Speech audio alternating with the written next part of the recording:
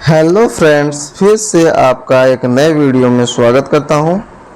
यह आज मेरा बायोलॉजिकल साइंस का दूसरा लेसन प्लान है। प्लीज़ अगर आपको वीडियो अच्छी लगी तो लाइक कर दीजिएगा और दोस्तों के साथ शेयर कर दीजिएगा।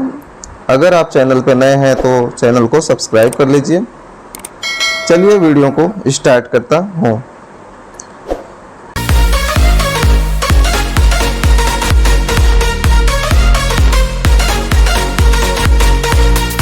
यह पाठ योजना जो है हमारा संख्या 2 है।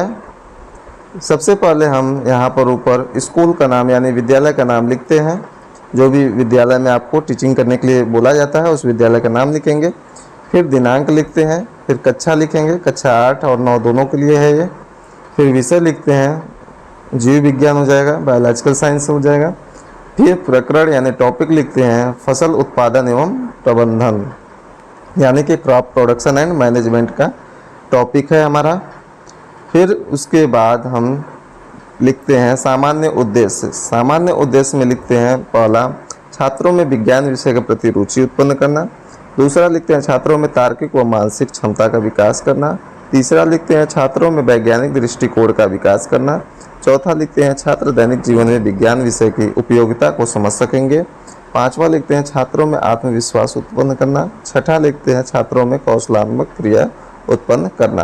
फिर आता है विशिष्ट उद्देश्य। विशिष्ट उद्देश्य में पहला आता है ज्ञानात्मक। ज्ञानात्मक पहला लिखेंगे छात्र फसल उत्पादन के सोपान यानी स्टेप के नाम बता सकेंगे। दूसरा लिखते हैं छात्र फसल उत्पादन के बारे में या तो उसके बारे में जो क्या कहते हैं बता सकेंगे। ठीक है। फिर नेक्स्ट आता है बोधात्मक अंडरस्टैंडिंग। इसमें लिखते हैं छात्र फसल उत्पादन की प्रक्रिया को समझा सकेंगे। फिर नेक्स्ट आता है अनुप्रयोग एप्लीकेशन आता है, छात्र फसल का दैनिक जीवन में उपयोगिता समझ सकेंगे या उदाहरण के द्वारा समझा सकेंगे।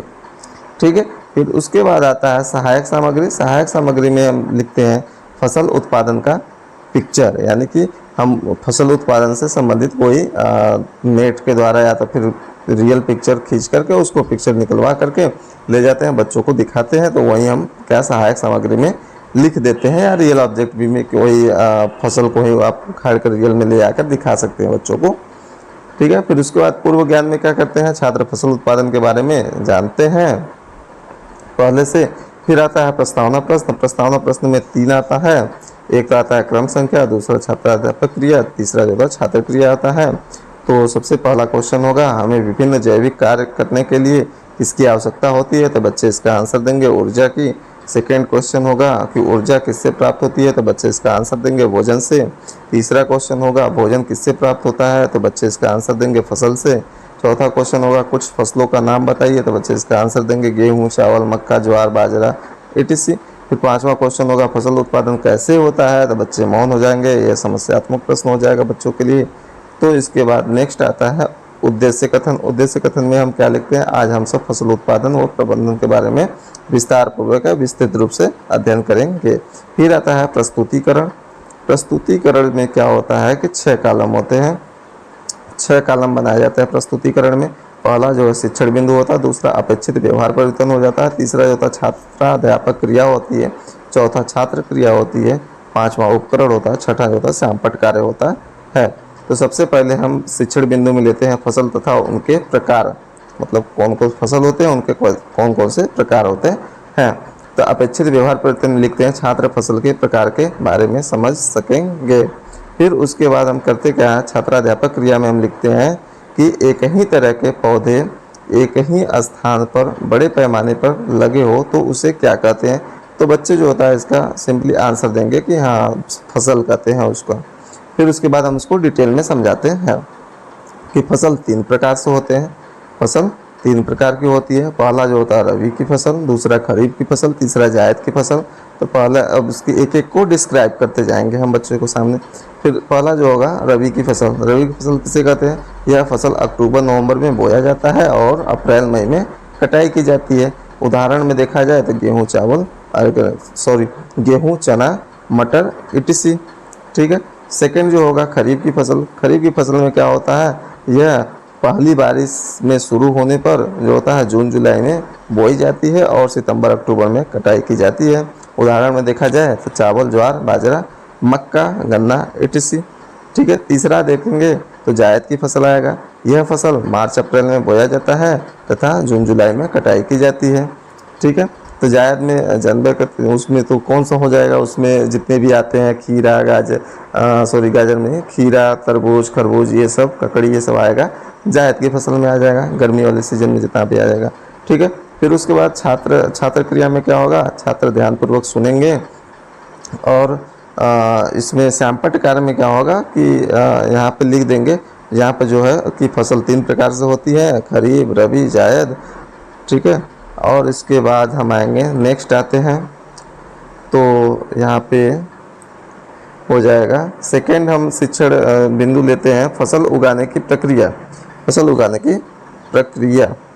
फिर उसके बाद अपेक्षित व्यवहार परिवर्तन में लिखते हैं छात्र फसल उगाने की प्रक्रिया को समझ सकेंगे। फिर उसके बाद हम एक आध क्वेश्चन पूछेंगे जो बच्चों को पहले से उसको आंसर पता हो। तो पहला क्वेश्चन होगा इसमें कि फसलों द्वारा हमें क्या प्राप्त होता है, तो बच्चे इसका आंसर देंगे कि अनाज प्राप्त होता है। तो हम इसके बाद उसके बारे में हम डिटेल में समझाएंगे बच्चों को। क्या बोलेंगे कि किसान फसल उत्पादन करने के लिए खेतों में कई काम करते हैं, जैसे खेत की जुताई, बीज को बोना, फिर कटाई करना। यह सभी एक निश्चित समय व तरीकों पर किया जाता है। इसके चरण हैं मिट्टी की तैयारी करना पहले, फिर बुआई करना, यानी फिर उसके बाद खाद देना, फिर सिंचाई करना, फिर कटाई करना, फिर भंडारण किया जाता है। फिर मिट्टी तैयार करने में मिट्टी को जुताई के द्वारा उल्टा पलटा जाता है। तो इसमें क्या लिखेंगे, छात्र क्रिया में लिखेंगे छात्र ध्यानपूर्वक सुनेंगे। फिर उपकरण में लिखते हैं व्याख्यान विधि है। ठीक है, एक्सप्लेनेशन मेथड है। श्यामपट्ट कार्य में सेम वही चीज़ लिखेंगे कि आप फसल उत्पादन के लिए तैयारियां कौन कौन सी करते हैं।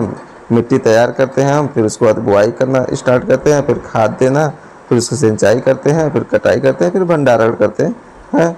फिर उसके बाद नेक्स्ट आता है शिक्षण बिंदु आता है फसल का भंडारण कहाँ या कैसे करेंगे। तो अपेक्षित व्यवहार में लिखते हैं कि छात्र फसल के बारे में या छात्र फसल के भंडारण के बारे में समझ सकेंगे। फिर उसके बाद यहाँ पर हम एक क्वेश्चन पूछ देंगे बच्चों से कि अधिक मात्रा में अगर से अनाज का उत्पादन हो रहा है तो उसको हम क्या करेंगे। तो बच्चे कहेंगे इसका भंडारण करके उसको सुरक्षित कर देंगे। ठीक है। फिर उसके बाद हम इसको डिटेल में समझाते हैं, इसको बच्चों के सामने डिटेल में समझाते हैं कि अधिक मात्रा में अनाज उत्पादन होने पर सूक्ष्म जीव, चूहे, पक्षियों आदि से सुरक्षित रखने की आवश्यकता होती है। अनाज को सुरक्षित रखना भंडारण कहलाता है। भंडारण से पहले अनाज को धूप में सुखाया जाता है ताकि उनमें नमी न रहे, फिर उन्हें बोरों में भरकर रखा जाता है। बड़े स्तर पर भंडारण के लिए साइलो और भंडारण घर का प्रयोग किया जाता है। बच्चे जो होता है छात्र क्रिया में क्या होगा, छात्र ध्यानपूर्वक सुनेंगे। ठीक है। उपकरण में क्या होगा, व्याख्यान विधि होगा ये। ठीक है। फिर इसके बाद नेक्स्ट आता है श्यामपट्ट कार्य सारांश आता है। श्यामपट्ट कार्य सारांश में क्या करते हैं, सबसे पहले हम क्या करते हैं इस पर दिनांक लिखते हैं। दिनांक के बाद क्या होता है, कक्षा लिखेंगे। कक्षा 8 और 9 दोनों के लिए यूजफुल होगा। फिर उसके बाद विषय में जो होता है बायोलॉजिकल साइंस हो जाएगा। समय में 30 मिनट हो जाएगा। प्रकरण जो होता है टॉपिक मेरा है फसल उत्पादन एवं प्रबंधन, यानी कि क्रॉप प्रोडक्शन एंड मैनेजमेंट होता है। फिर उसके बाद आप मतलब जो पढ़ाते वक्त जो श्यामपट्ट पे जो लिखते हैं तो वहीं जो होता है लास्ट में होता है श्यामपट्ट कार्य सारांश हो जाता है। ठीक है। तो इसमें वही सेम चीज़ लिखना है यहाँ पर। फिर नीचे आएगा छात्राध्यापक निर्देश। छात्राध्यापक निर्देश में क्या होता है, टीचर जो होता है बोलते हैं कि छात्रों से कि श्यामपट्ट पे जो लिखा गया है या तो जो भी पिक्चर बनाई गई है उसको अपनी उत्तर पुस्तिका में लिखिए। फिर आता है पुनरावृत्ति आता है। पुनरावृत्ति में मतलब क्या होता है, टीचर जो होता है जो पढ़ाए होते हैं उसमें से क्वेश्चन पूछते हैं बच्चों से। पहला क्वेश्चन होगा फसल किसे कहते हैं, दूसरा होगा मौसम के आधार पर फसलों को कितने भागों में बांटा गया है। फिर उसके बाद ऑप्शनल क्वेश्चन पूछते हैं बहुविकल्पी टाइप का कि रबी फसल के उदाहरण इनमें से कौन है। 4 ऑप्शन लेंगे, धान, ज्वार, गेहूँ, बाजरा। फिर नेक्स्ट क्वेश्चन होगा कि इनमें से जायद फसल का उदाहरण है। 4 ऑप्शन, गेहूँ, चना, धान, खीरा। ठीक है। फिर नेक्स्ट आएगा क्वेश्चन कि फसल को कितने भागों में बांटा गया है। 4 ऑप्शन, 2, 3, 5 या 4। ठीक है। फिर नेक्स्ट क्वेश्चन होगा कि खरीफ फसल का उदाहरण है। 4 ऑप्शन दिया जाएगा, खीरा, मूली, गाजर, धान। फिर उसके बाद गृह कार्य देते हैं, होमवर्क देते हैं कि बच्चे घर से कर अनाज से।